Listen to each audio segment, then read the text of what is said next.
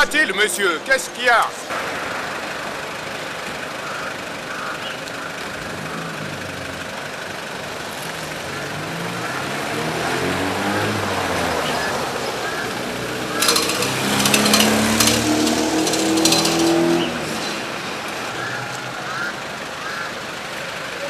C'est tout simplement parce que j'ai oublié de mettre la ceinture que je dois perdre mon temps ici.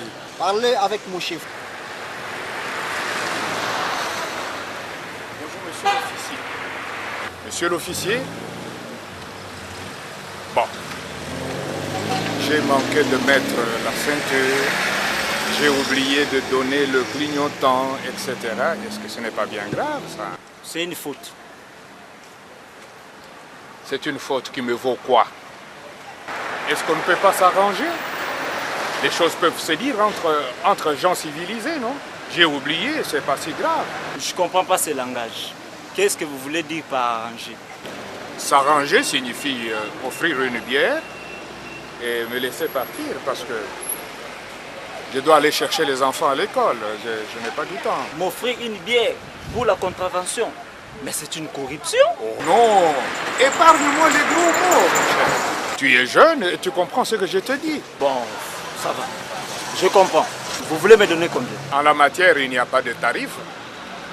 C'est de toi à moi, entre nous.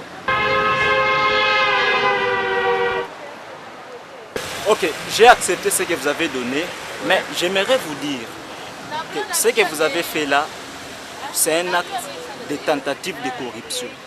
Je pouvais bien ajouter une autre infraction dans ce que vous avez fait.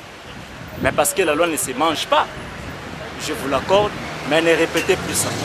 C'est gentil. Au revoir, monsieur.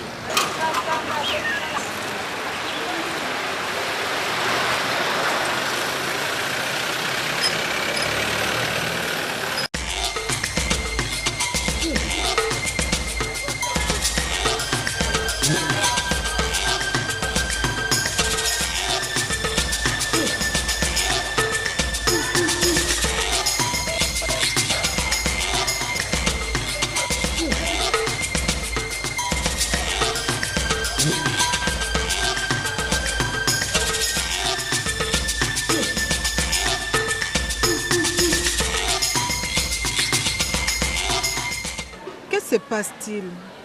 Je te vois triste. La gagne, ça ne va pas comme vous venez de constater. Je ne vois pas clair du côté de mes côtes. C'est comme si je n'ai même pas présenté mes examens. Tu as échoué donc? C'est ça mon souci. Je ne sais pas, mes côtes, ça ne se voit pas. Je ne sais pas qu'est-ce que je peux faire pour en avoir. En tout cas, je suis en train de raisonner un peu. Qu'est-ce qu'il faut faire? Tu ne vois pas tes côtes? Tu n'as pas présenté l'examen? Pourtant, je te voyais chaque jour dans la salle d'examen. Je ne sais pas qu'est-ce qu'il faut faire. Je ne comprends même pas. Et pourtant, j'ai tout présenté.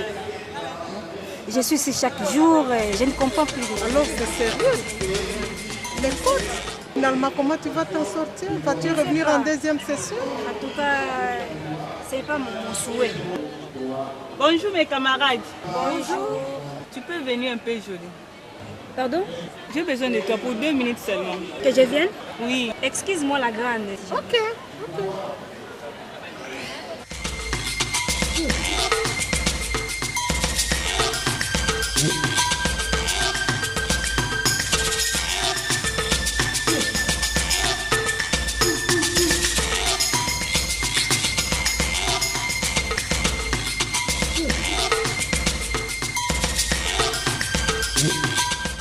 Jolie. Ces derniers temps, tu as l'air bizarre. Malade? Qu'est-ce qui ne va pas, ma jolie? Ma puce, tu sais, je n'ai pas bien présenté mes derniers examens. Arrête de faire du mauvais son. Tu as avec toi la clé passe-partout. C'est quoi encore la clé passe-partout? Serais-tu ignorante? Ne connais-tu pas la clé passe-partout? Non. La clé qui facilite la réussite. C'est quoi? La clé du bonheur.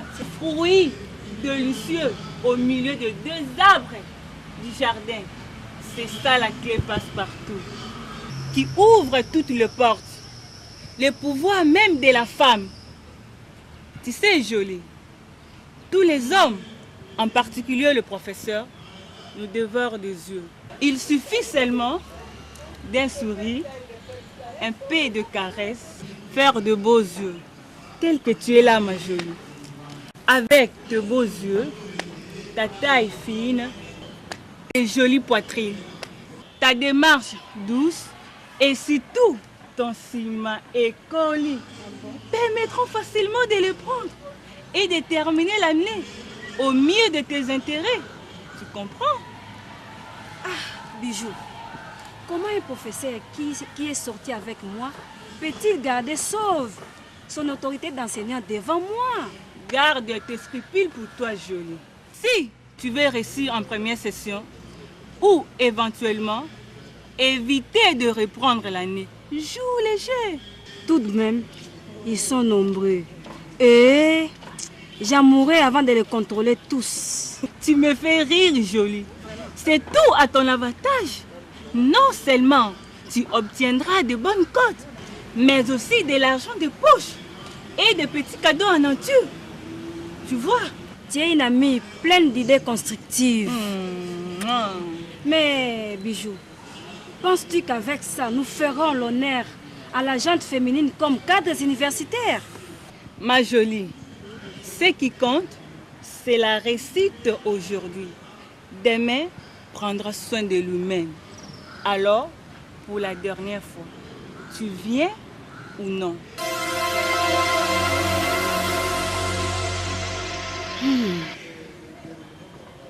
Tu viens ou non? Allons l'hôtel du sacrifice. Mais gare aux dégâts. Sois tranquille, ma jolie. En la matière, on exige les préservatifs. Si alors il m'oblige d'aller sans préservatif? Avec préservatif, on ne donne que la moitié de la corde. Et sans préservatif, c'est la grande distinction, ma jolie. Les filles, que se passe-t-il? J'ai suivi votre conversation. S'il vous plaît, regardez-moi un peu, écoutez-moi. Je suis une ancienne de cette université. Les vieux que vous voyez là, ce sont des hommes mariés. Ils abusent des jeunes filles comme vous. Je ne sais pas qu'est-ce qu'ils ont. J'ai l'impression que vous ne vous intéressez pas à moi. Merci beaucoup. Au revoir. Merci.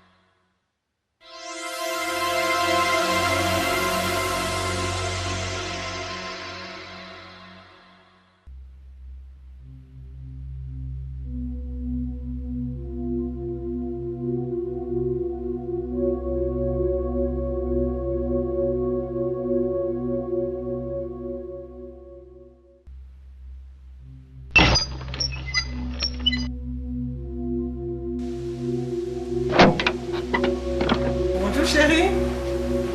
Bonjour mon amour.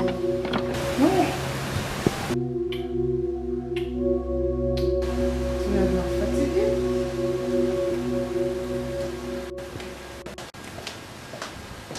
Il a fait chaud aujourd'hui. Très chaud, madame. C'est pas possible. Je t'en Oh là là. Ouf! Ces journées de travail, elles sont épuisantes. Tu sais, chérie, Non. j'ai une surprise pour toi. Une surprise? Certainement une surprise. Une surprise. Oh, mais bien sûr, une surprise. Viens, ma belle.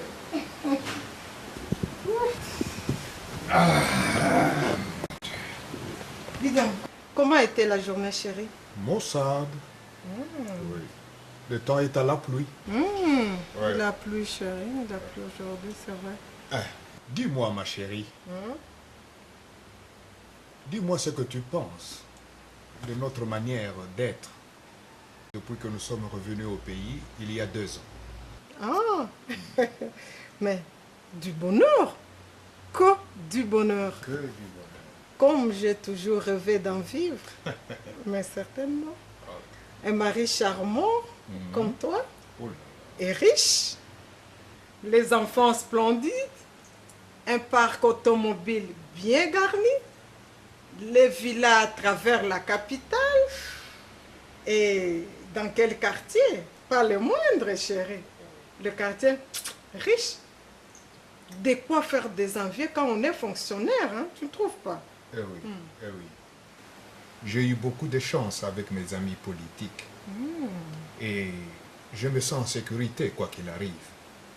En 2 ans, nous avons réalisé nos rêves le plus fous. Quel exploit! Mais dis donc, la RDC offre beaucoup d'opportunités de se constituer de la fortune, hein? Mais oui, bien sûr.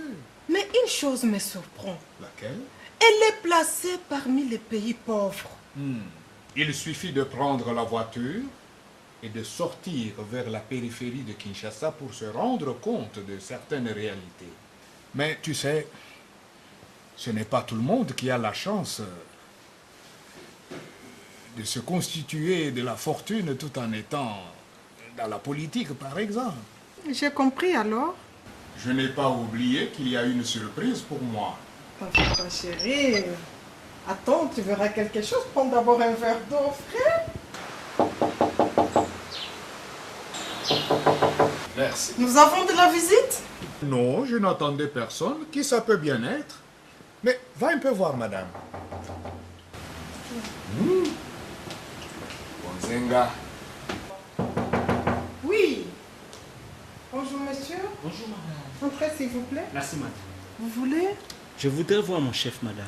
Ok. Tenez, s'il vous plaît. Merci madame.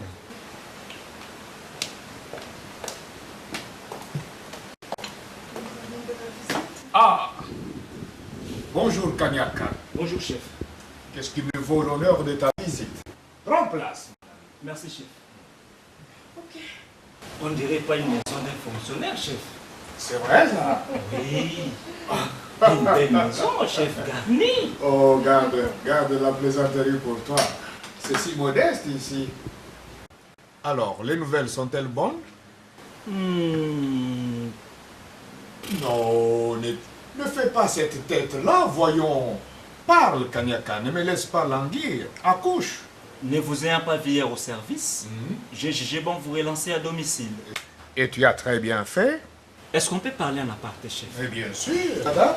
Oh, que mijotez-vous, cher monsieur? Une Kanyaka. femme comme moi ne peut jamais entendre parler ici. Monsieur Kanyaka parlait. L'audit diligenté par le nouveau PDG révèle un trou profond de quelques centaines de milliers de dollars dont on ne retrouve pas les traces à comptabilité. Et alors? Et alors, le nouveau comité de gestion décide de vous suspendre de vos fonctions en entendant des éventuelles poursuites judiciaires. Je suis un homme intègre, moi. Et j'aime la transparence en plus. Oui, chef. Vous aimez tellement la transparence qu'elle s'est enfuie dans un trou noir de quelques centaines de milliers de dollars qui ont pris une destination bien connue de vous seuls. Tu aurais donc détourné l'argent de ton service? Pas exactement, madame, pas exactement. Je voulais t'en parler, mais... Écoute, c'est une histoire aux ramifications insoupçonnées. J'attendais le moment propice, madame. Ainsi donc tes insomnies et les soupirs prolongés dénotent de la guerre de ta conscience. Écoute bien. Je pouvais m'attendre à tout pas ça. Tu voulais que nos enfants aillent étudier en Europe, non? Alors, Tu voulais mener une vie de pacha pour que je sois respecté de tes parents. alors faut-il voler? Pensais-tu qu'avec les 45 000 francs congolais que je touche en tant que directeur chef de service, il suffirait? Tais-toi s'il te plaît, je ne veux rien entendre. Tout le monde aspire au bien-être, je te l'accorde. Mais par des moyens honnêtes et au fil du temps, mon mari. Je voulais paraître moi aussi. C'est ça son problème. Ah oui, je voulais paraître moi aussi. Il n'y a rien pour rien dans ce pays. tout s'achète, tout se vend, jusqu'aux immeubles de l'État et même les postes juteux dans l'administration publique. Ici, on parle de trafic d'influence et de népotisme. Là, on parle de promotion canapé. Plus loin encore, les professeurs monnaient les cotes et abusent même des étudiantes. Moi, j'ai trouvé la clé et je jouais ma partition à fond. C'est tout. C'est la corruption qui gangrène notre administration publique et tu es fier de toi, j'imagine. Mais comme le sont tous les bourgeois dans ce pays, on surfacture les commandes de l'État pour s'adjuger le surplus. Les recettes de l'État ne sont pas déclarées à bon escient parce qu'il y a des quitanciers parallèles. Et ne comptez pas sur moi pour pouvoir changer l'ordre des choses dans ce pays. Bien entendu, j'en profite moi aussi. Ah oui, c'est cela. C'est pas possible. Quel est l'homme injustement avide? N'est-ce pas celui qui n'est point satisfait alors qu'il en a suffisamment? Quel est ce voleur public? N'est-ce pas celui qui prend pour lui seul ce qui appartient à chacun? N'es-tu pas l'homme injustement avide? Un voleur public? Toi qui prends seul ce que tu as reçu pour le dispenser aux autres. Voilà comment il y a trop de riches malhonnêtes grâce à l'État congolais. Voleurs, corrupteurs, corrompus, un détourneur de deniers publics.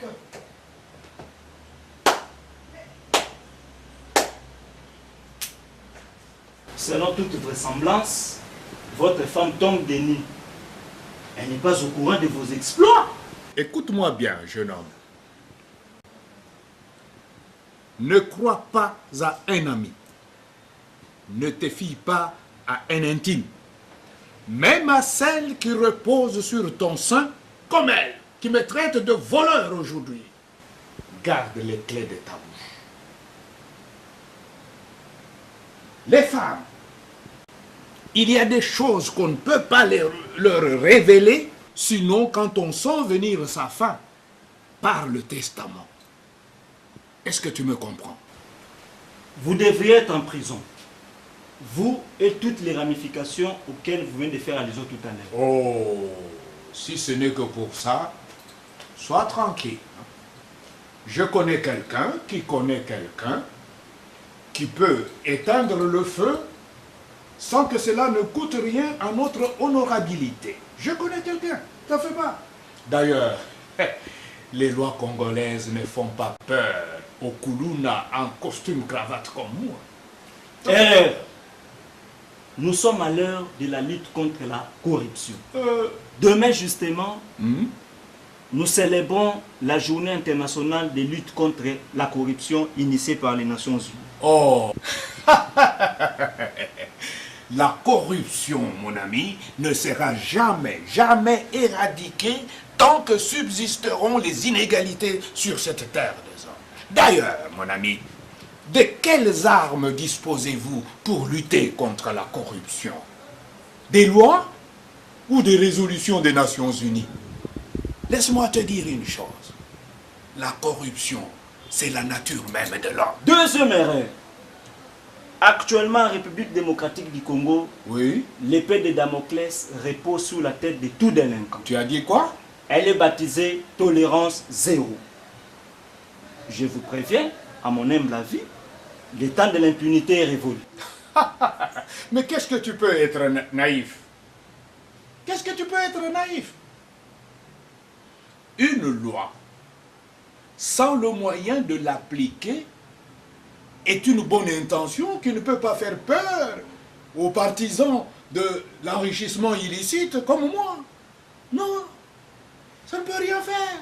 Écoutez, chef, J'écoute quoi? l'opération tolérance zéro, initiée par les autorités de la République, n'est pas un mythe, mais une réalité. C'est grâce justement à cette opération Oui. que la République démocratique du Congo vient de rafler 2 points dans les concerts des nations les plus corrompues de la planète. Voyez-vous cette avancée? Et en quoi cela me regarde-t-il? Je me rends compte que vous n'êtes pas au courant des instruments juridiques ni nationaux ni internationaux de lutte contre la corruption. Êtes-vous au courant de ces documents? Mais vous venez de jeter toute une loi. Quoi, une loi? Les livres de chevet de tout agent public de l'État. Agent quoi? Regardez, il est intitulé Décret loi numéro 017/2002 du 3 octobre 2002 portant code de conduite de l'agent public de l'État. C'est après.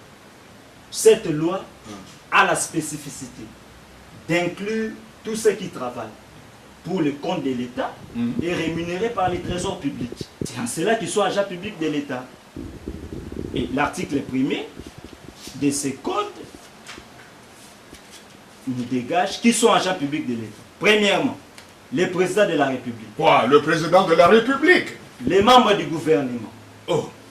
Les membres du Parlement. Et tu as dit que le président de la République est concerné par cette loi? Tout à fait. Donc le président de la République? Exact. Alors dans ce cas-là, il n'y a plus de couverture possible. Hein? Je vous le disais tantôt. Ok. Ok. Moi, 10%, partisan patenté de l'enrichissement illicite et fossoyeur de l'économie nationale, je prends l'engagement éthique de renoncer aux antivaleurs et de mettre en vente tous mes biens immobiliers au profit du trésor. Parole de 10%. Quoi, monsieur? Tu veux tout vendre? Et les enfants? Et moi? Monsieur, c'est ça la moralisation de la gestion de la chose publique dans ma maison? Tout à fait, madame. Mais c'est pas possible! J'ai fait mon travail. Nous allons rester pauvres! J'ai fait mon travail. Non, non, non, là je ne suis pas d'accord. Ah, mais dis quelque chose! Je pris l'engagement de tout restituer parce que c'était illégalement et malhonnêtement gagné. Tu as voulu me donner des leçons de morale, je te verrai. Mon ami, merci. On peut y aller. Merci, chef. Je vais rentrer au village. Et mes parents. Ouf.